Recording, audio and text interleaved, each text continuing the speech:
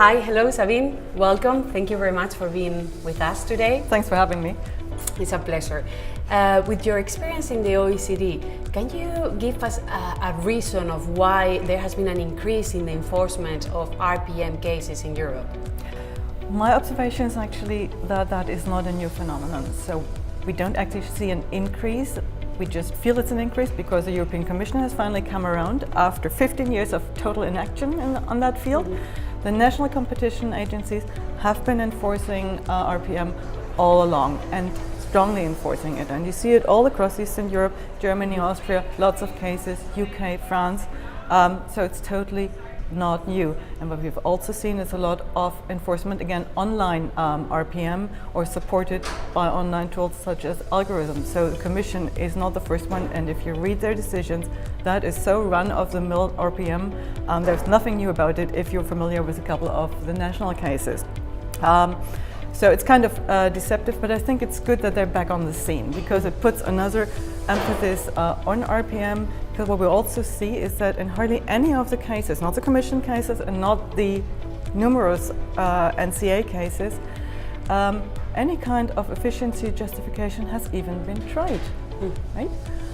And not successfully tried, obviously, because there wasn't any. Probably because there is no good reason for the RPM that we have caught, which is I find very interesting. Another thing I think that should really bring RPM back on the enforcement agenda, or should even increase the enforcement, is that we see it more frequently as a method for facilitating hub-and-spoke cartels. So this horizontal type of collusion theory of harm behind it.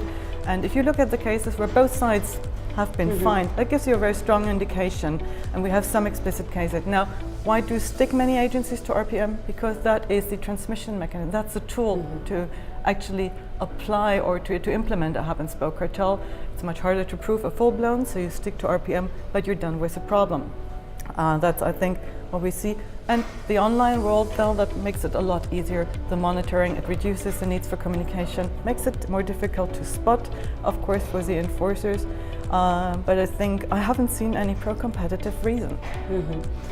And in terms of the reform, potential reform of the European Commission block exemption regulation, what changes can you foresee there? Starting again with RPM, I hope we will not see a change.